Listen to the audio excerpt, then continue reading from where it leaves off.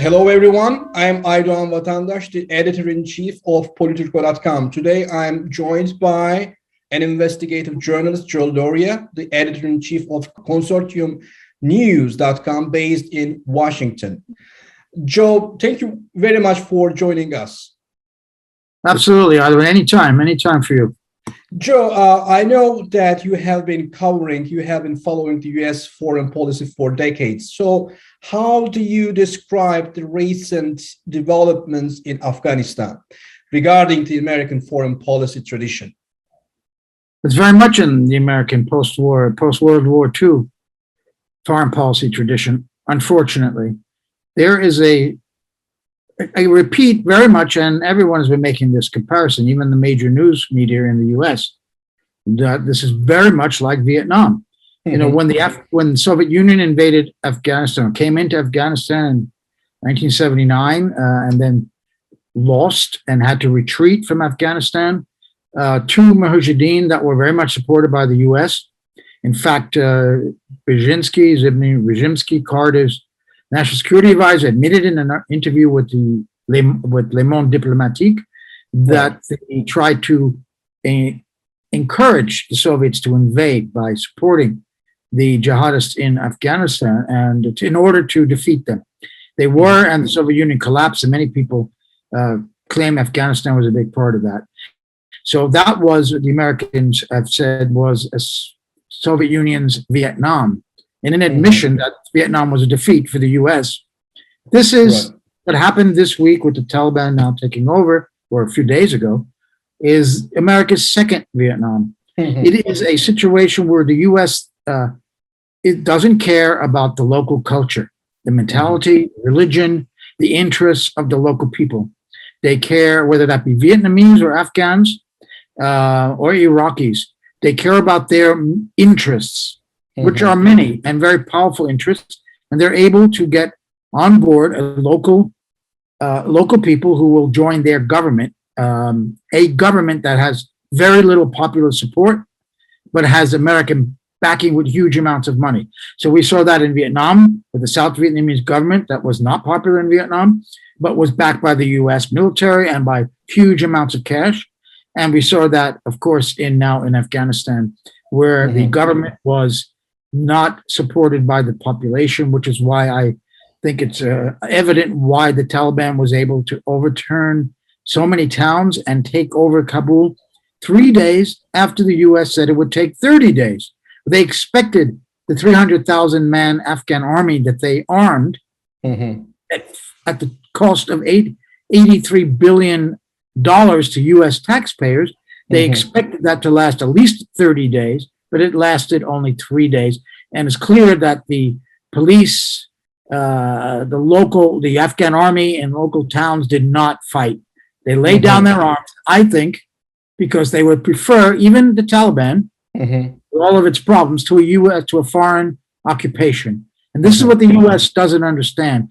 They understand their motives in Afghanistan. They know what they wanted. A lot of readers of my article thought that I was saying the U.S. didn't understand what their interests were there, what they were doing there. Of course, they understood what they were doing there, why they were there. They didn't understand or care to understand the people of that country as they didn't understand or care about the Vietnamese. It's a classic Aydoğan Orientalist position from a Western power towards an Eastern country. Right. And what do you think about the American public opinion on that issue? How do they react? Well, the American public knows probably even less, certainly, than the intelligence agencies do or the Pentagon about Afghanistan, but they do know that their sons are going to die and daughters. They do know that their tax-paying money, the taxes that they pay, rather than going for a health insurance system like most of the civilized Western countries have, is going to fight these wars that do not benefit the average American. It hurts the average American because their money is being used for things that do not benefit the day-to-day life of American citizens. So I don't think they are fans of these wars. Right. They listen. They are trusting of their government, maybe too much in certain situations, and they believe that Afghanistan was a threat somehow to the United States and to the American people. And it isn't. What's a threat to the American people are medical bills they can't afford. Right, absolutely. Unemployment. These are the threats to the American people, not the Afghan government, is not even Al Qaeda, not the Syrian government. These were not threats to the United States, but they were told that they were. And I think that this was done deliberately to justify the military intervention. Don't forget, the Afghan war began 20 years ago in a time that American people never knew before, where they were actually attacked inside the U.S. 9/11. So people were afraid, and rightfully so, and they trusted their government, and they were told that Afghanistan regime had to be overthrown, even though the Taliban were never directly linked to 9/11, but the Al Qaeda members were in Afghanistan at the time. And of course, as we well know, they never found bin Laden at that time when they invaded Afghanistan. So they overthrew the Taliban, and then what happened? So we have to also go back. You're probably going to ask me about this, to the 1980s again, where the U.S. supported the Mujahideen, and then they overthrew the Soviets, were kicked out of Afghanistan. What did the U.S. do with Afghanistan? They use countries for their short-term interest without any regard, not only for the local people, but even for the American people, for what their interests are. This is very sad. And one more question. Do you think that Taliban will be capable of controlling Afghanistan? Will they be what, sorry? I mean, do you think that Taliban is going to be capable of controlling the entire country? I don't know that. You don't? I think that we look at the civil war that raged after the Soviets had left. So Afghanistan is not a country that is unified ethnically. These are Pashtuns. You've got different regions of the country with different interests, and there are powerful warlords that the U.S. brought off a lot of them in order to prop up the government that they had. It depends a lot on the disgust of the Afghan people for so many years of war by foreign powers, but they will be subject to the warlords and local leaders. I think that it's up to the Taliban, that question, Aylan, really, whether they will be more flexible and open to some kind of national unity government, where they will play a role, probably the major role, but they will allow other points of view and other interests to be part of the policies. I don't think it's going to be easy. I would never predict that this will end peacefully. But I do say that the U.S. once again failed, as they did in Vietnam, to subjugate a country in which they didn't care or understand at all the religion or the mentality or the interests of the local people, who then sided even with people they may not normally have liked in order to expel the foreigners. And this is what we're at right now. I do also say, as I ended my piece, that we have to look back to the Reagan administration, where there was a company called Unocal in Houston that made a negotiation, never worked out, to get a pipeline, and they negotiated with the Taliban. So with all this mineral wealth in Afghanistan, I would not be surprised if some American companies are going to try to negotiate for that. And the Taliban might, they may be more practical and reasonable and less ideological than they're portrayed in the West. They need to survive. They need money. They need income. They may get very good terms to allow Western companies to dig minerals, and they'll get a huge commission from that concession. So I think they're more practical, and if the West was wise, they would work with them and try to stabilize the country without having their troops there. I don't know if that's possible. There's also the issue of women and girls going to school. That's a big issue amongst liberals, especially in the United States, but in Europe too. And that's clearly a problem if you think girls should go to school. However, you don't invade and bomb girls and families like the U.S. did in order to ensure that. I don't think that was ever the real interest of the United States. It was what they told the American people, again, to justify that intervention. We're trying to help girls go to school. We want democracy. Tell me, Aylan, where the U.S. has intervened in the last 20 years since 9/11 that they've brought democracy. Tell me where. Libya? No, it didn't work. It didn't work. Afghanistan? Iraq? Yeah. And one more question, Joe. Turkey seemed that it is interested into secure the Kabul airport in Afghanistan. Do you think it may work? Well, I saw that, and I saw that they promised not to take combat operations. Of course, that was all before what's happened since Sunday, which is the takeover of Kabul. Now the airport is controlled by the U.S. and they're sending more troops there. We know about the chaos that's been going on at the airport and the many people who feel they've become victims because they worked with ISAF, or they worked with the U.S. and NATO. Ultimately, it all depends on the relationship that the Turkish government had with Taliban. And you could probably tell me a lot more about that than I know. I do know that Erdogan, the president of Turkey, wants to spread Turkish influence even more. Right. Before in Somalia, Libya, etc.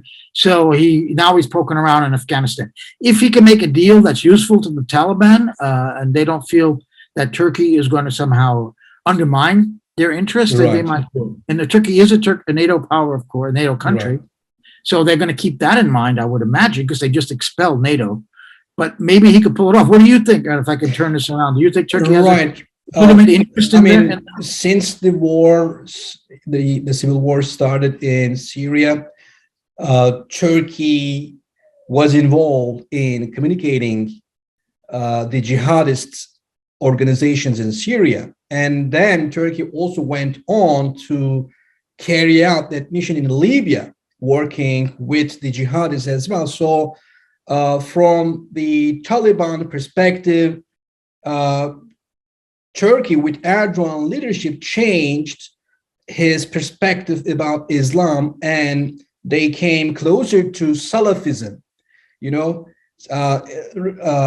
Salafism instead of a modest Islamist perspective. So Taliban might think that Turkey's Islamic view is closer to their Islamic perspective. So Afghanistan has 3 allies in the region. Pakistan, so their Islamic perspective is also closer to Salafist perspective, and Qatar and Turkey.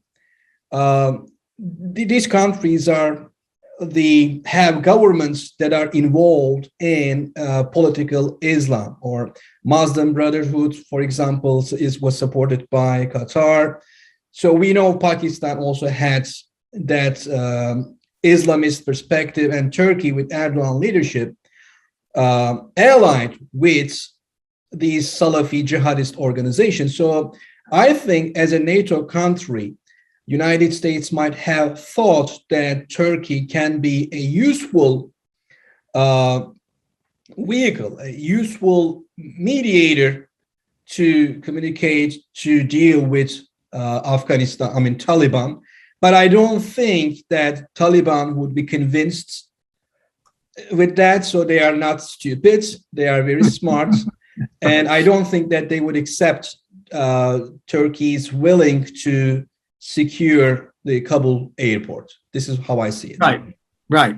I may ask you about Saudi Arabia there, because they are not friendly with absolutely the Muslim Brotherhood, and nor is, of course, the UAE. They hate the Muslim Brotherhood. So how close is the Taliban to the Muslim Brotherhood? Do they see them as... I don't see the connection there. I've never seen that. But what is it again? What is the question again? Well, the Saudis have traditionally supported the Taliban, haven't they? Yes. And Pakistan even more, perhaps. Yes. So you mentioned the Muslim Brotherhood, and Turkey being also close, Turkish government, right, to the Muslim Brotherhood and the Qatar, right, that triangle, right. as opposed to the Saudi UAE faction, Right. which is against the Muslim Brotherhood. Absolutely. So where does Saudi Arabia fit in now, is what I'm saying. In this, Saudi Arabia is, you're right. Saudi Arabia is supportive, supporting the jihadists, Salafist organization, but in that dynamic, in that balance, power dynamics, we see Turkey, Qatar, and Pakistan, and there is a competition going on between Turkey, Qatar, and Saudi Arabia. That's why I think that Saudi Arabia might think that they should be a little bit distant from that power. From the Taliban. Absolutely, yeah. So they won't try to drive a wedge between the Taliban and Turkey. The Taliban itself understands not to trust Turkey. They don't need Saudi. Absolutely. And I think that we will see in a couple of days that Turkey will announce that, they will not be able to do that mission. Okay. Well, you're probably right about that. Right. Thank you so much, Joe, for joining us. I appreciate it. Good Yes. to talk. So today we had a remarkable guest, Mr. Joe Lauria, an investigative journalist and author of several books and the editor-in-chief of consortiumnews.com. Please follow Politico in YouTube. Thank you so much for joining us. Thanks.